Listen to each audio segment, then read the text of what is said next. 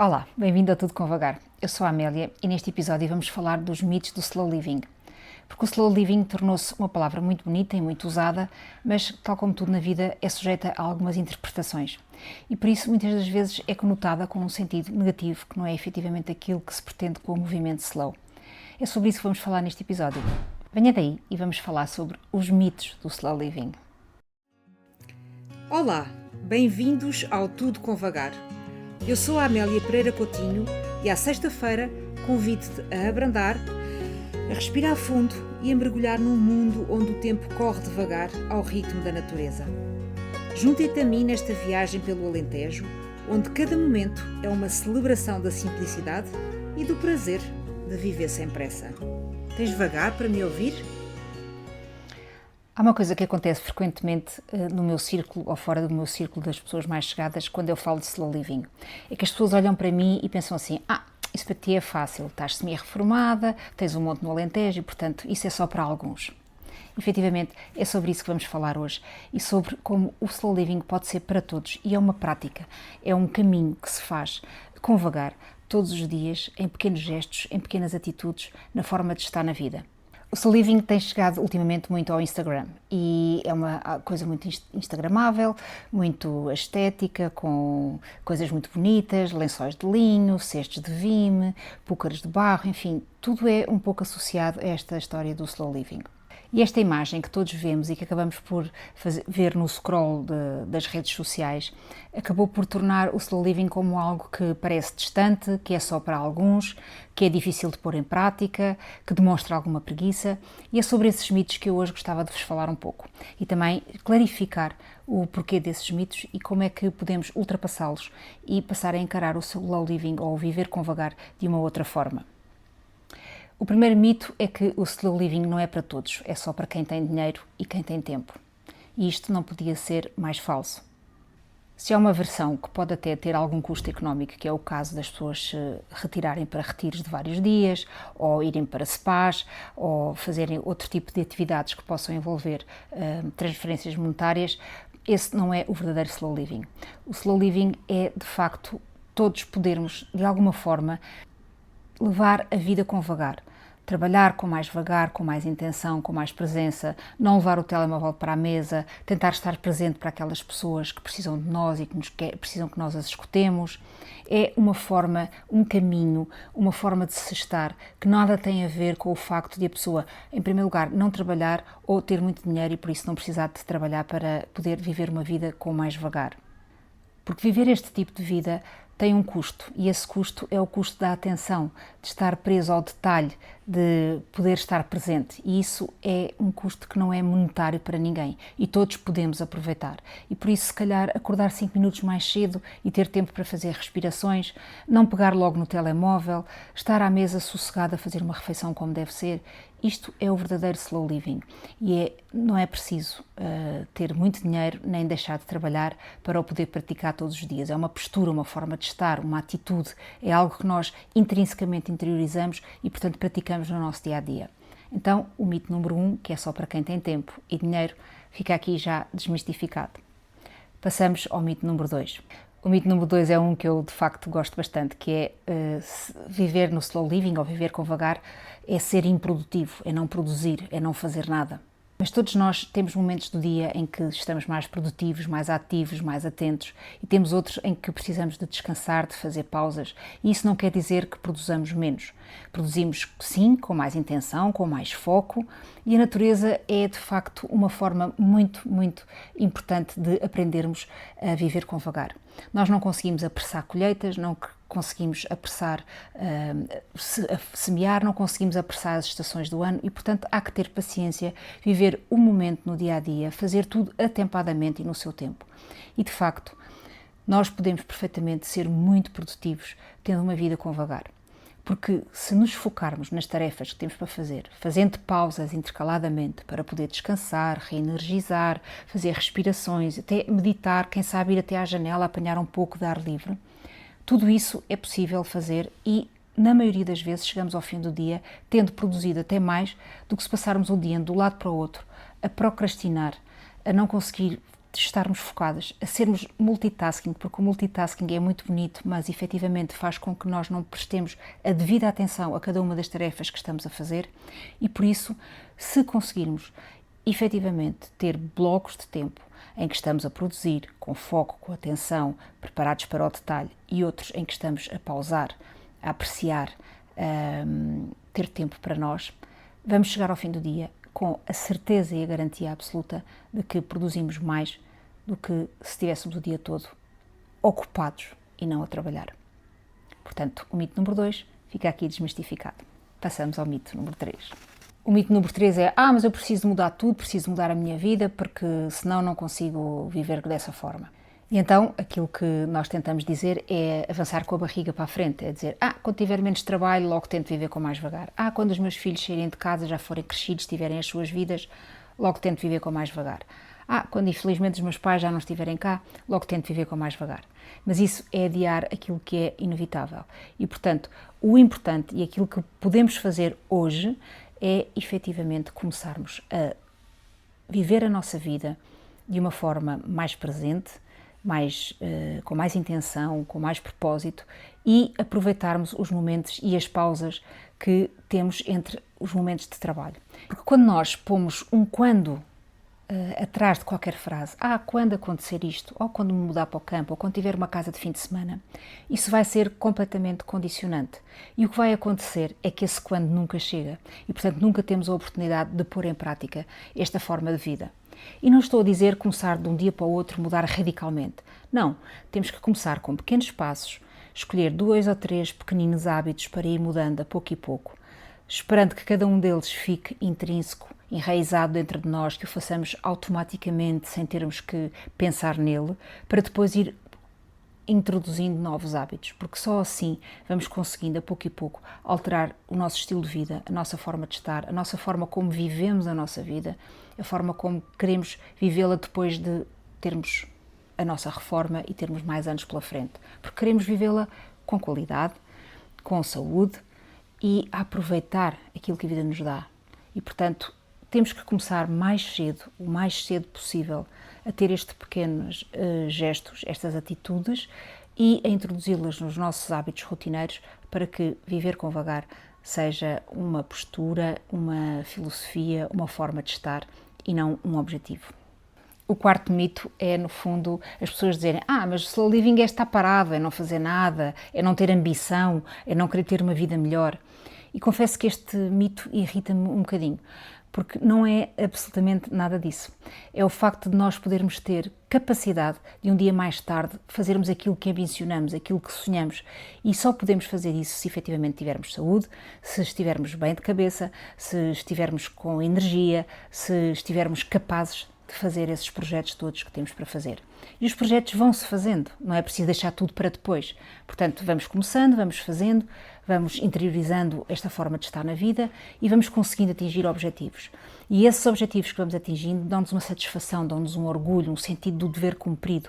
E, portanto, nós, a partir daí, vamos conseguindo fazer cada vez mais coisas e vivendo ao mesmo tempo uma vida que nos traz tranquilidade, serenidade, evita o stress, evita o aumento do cortisol, evita que possamos, no fundo, ter um déficit de saúde que são completamente desnecessários e que, com pequenos gestos, podemos mudar no nosso dia-a-dia. E, de facto, o que muda aqui não é o quando nem o como. O que muda aqui é a forma como nós encaramos o processo. E, por isso, em vez de querermos tudo muito rapidamente, tudo para ontem, estarmos sempre a correr atrás do tempo, dos timings, dos prazos, a querer estar sempre presente em tudo, temos que fazer escolhas. E, nessas escolhas, estar de todo centrado e focado para que os projetos vão avançando ao seu ritmo, vão avançando com coerência, com consistência, com congruência com o nosso estilo de vida, com a forma como nós vivemos e vamos ver que os resultados vão ser efetivamente muito melhores, muito mais significativos, muito mais duradouros e muito mais satisfatórios, em última análise, para nós também. Aqui também gostava de dar um exemplo da natureza. Os sobreiros são árvores que demoram cerca de 35 anos, 40 anos, a dar a primeira cortiça capaz de ser utilizada. E, portanto, há que ter o dom da espera Como é que haveria cortiça, como é que haveria campos cheios de sobreiros se as pessoas não tivessem a visão de os semear, esperar que eles cresçam, que dê aquela primeira cortiça, para depois, durante anos, mais tarde e durante se calhar séculos, centenas de anos, eles continuarem a dar o seu fruto. E o sobreiro é um ótimo exemplo, porque o sobreiro é uma árvore que dá cortiça de 9 em 9 anos. E, portanto, quem planta e quem tem sobreiros sabe efetivamente que é necessário esperar esse tempo para que a cortiça venha boa, venha saudável e possa ser uma boa colheita. E isso é um sinal não só da paciência, como também de apreciarmos tudo aquilo que está à nossa volta. E, portanto, é necessário, obviamente, quem vive do rendimento da cortiça, ter outras formas alternativas de rendimento ou, inclusive, ter a tira da cortiça em anos intercalados para que possa todos os anos tirar alguma coisa, mas é, de facto, um exemplo extraordinário de como há uma ambição nesta árvore que cresce lentamente e que demora muitos anos até dar os seus primeiros frutos, no sentido de dar a sua primeira colheita, mas que depois perdura no tempo, é duradoura, traz rentabilidade, traz sucesso. E isso é uma das melhores lições que nós podemos aprender. Portanto, o quarto mito está desmistificado. O slow living não é algo sem ambição, não é algo estático, não é estar parado. É, obviamente, nós termos tempo para parar, para fazer pausas, para reenergizar e podermos continuar. Porque às vezes é mesmo isso. Temos que parar para conseguir continuar. Porque se não o fizermos, o nosso corpo vai dar sinal. E muitas vezes os sintomas que nos aparecem, sejam burnout, sejam stress, sejam AVCs, seja esse tipo de doenças, vão ser uma paragem obrigatória em condições que não queremos, com percas de saúde que também não queremos, e por isso é importante que façamos essa paragem, que demos tempo ao tempo, que saibamos esperar, que saibamos ter paciência para que consigamos fazer os nossos projetos, fazendo as pausas necessárias para que possamos ser produtivos, mas com intenção e com propósito. E por último, o quinto mito, e que é talvez aquele que as pessoas mais falam, é que o slow living é para preguiçosos, o slow living é para alentejanos, é para açorianos, é para os preguiçosos, para as pessoas que não querem fazer nada. Este é o mito mais fácil de desmistificar, porque de facto preguiça é evitar, é fugir, é não decidir, é não querer fazer, enquanto que o slow living não é nada disso. Nós não evitamos, nós encontramos-nos connosco próprios, vamos à nossa essência, procuramos saber no fundo de nós, na nossa mais profunda raiz, do nosso mais profundo ser, aquilo que efetivamente é importante, aquilo que é essencial, aquilo pelo qual nós acordamos todos os dias de manhã. Portanto, viver em slow living não é ser preguiçoso, é fazer as coisas de outra forma, é dar tempo ao processo, é conseguirmos interiorizar, é ler um livro e deixar que as palavras pousem dentro de nós, é podermos ir sublinhando uma outra coisa do que estamos a ler, é poder ouvir uma música tomando atenção à letra, ao detalhe, ao ritmo, àquilo que nos faz sentir o nosso corpo, é comer uma refeição saboreando todos os sabores que estão ali, as texturas, a temperatura, é podermos meditar sem termos nada que nos incomode, é poder afastar-nos do telemóvel sem culpa, com a consciência tranquila, é podermos ficar um pouco até mais tarde na cama se nos apetecer, é podermos dar um passeio lá fora se quisermos fazer uma pausa de 15 minutos, é podermos ir simplesmente à janela, beber um chá, tomar um café, mas mesmo assim fazermos a nossa vida normal, sermos produtivos, termos um trabalho, termos uma casa, uma família, uma vida. Porque quem vive com vagar não faz menos. Faz é com menos barulho, com menos alarde, com menos drama, mas com certeza absoluta, com muito mais satisfação. E o slow living não é preguiça, é uma forma de respeito, de respeitar o nosso corpo, de respeitar o nosso trabalho, de respeitar o nosso descanso, de respeitar as pessoas que estão à nossa volta e com as quais convivemos todos os dias. E por isso é que o Monte das Lajes é um local tão fantástico e tão maravilhoso para vivermos o slow living, porque as pessoas chegam aqui, deixam as preocupações lá fora do portão e conseguem descansar, reenergizar, relaxar, estar em contacto com a natureza, fazer detox dos ecrãs sem culpa, conseguem ter tempo para elas, conseguem ter tempo para efetivamente apreciar tudo à sua volta e trazer-lhes para a sua vida algo de diferente, algo que não estão habituados na rotina do dia-a-dia e, portanto, fazer a quebra. É um excelente início para começar uma vida com mais vagar e podermos trabalhar todos esses hábitos que são necessários enraizar a pouco e pouco. Confesso que para mim também foi difícil. Ao início tinha muita dificuldade, nomeadamente com o telemóvel, e hoje em dia para mim é uma bênção poder dormir com ele fora do quarto, poder estar mais afastada dele, poder tirar as notificações, poder não estar totalmente dependente. É muito útil, é muito importante, utilizo-o na minha vida, com certeza absoluta, mas não estou dependente dele e não é ele que manda em mim, sou eu que mando nele. E isso são hábitos que nós adquirimos a pouco e pouco e que no Monte das Lajes é um sítio ideal, até porque há muito pouca rede, para começar a treinar esse tipo de atividade. Esta semana gostava de vos deixar um desafio semanal bem simples, que é escolherem uma atividade, basta uma. Pode ser tomar um banho, beber um café, fazer uma pequena caminhada, ler 10 páginas de um livro, fazer uma pequena meditação, enfim, uma pequena atividade em que faça com todo o vagar, sem pressa, tomando plena consciência daquilo que está a fazer, o que é que está a sentir, como é que o seu corpo está a reagir a essa atividade. E depois, no fim, veja o que muda. Até pode nem mudar nada, porque muitas vezes é isso que acontece, não mudou nada. Mas o facto de ter estado ali, naquele tempo, para si, vai com certeza absoluta melhorar o seu humor, a sua forma de encarar o dia, a sua forma de poder olhar para o trabalho que tem pela frente, a sua forma de poder programar uma nova pausa, porque aquela soube-lhe bem. Porque, efetivamente, fazer uma atividade destas com todo o vagar, com toda a presença, com toda a intenção, não tem que mudar nada na nossa vida. A única coisa que tem que fazer é com que você se sinta bem, que se sinta satisfeito, contente e com energia para poder continuar. E por isso, para terminar, gostava só de deixar aqui uma nota. O slow living não é um destino, é uma prática.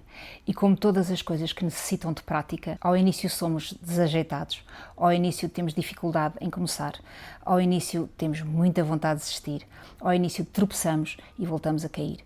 Como tudo, seja um desporto, seja o que for, a prática é isso que faz, é, no fundo, tornar o corpo capaz de poder fazer isto diariamente de uma forma mais leve, mais fácil e mais fluida.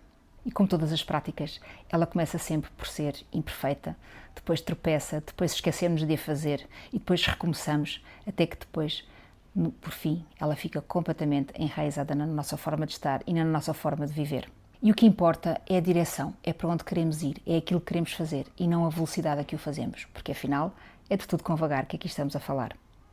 Espero que tenha gostado deste episódio. Se gostou, partilhe com amigos que também gostem destes temas ou faça um comentário, siga-me no Spotify ou no YouTube, dê-me uma sugestão para temas que possa gostar de ouvir e falar aqui. Eu estou consigo todas as sextas-feiras e por isso esta semana desejo-lhe uma excelente semana e que possa praticar uma atividade sem pressa, sem listas mentais, sem telemóvel e diga-me depois como é que se sentiu. Até à próxima sexta-feira e uma boa semana para si.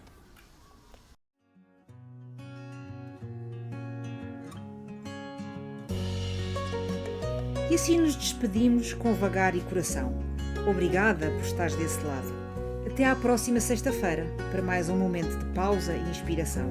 Entretanto, vive devagar e conta-me como foi. Até breve!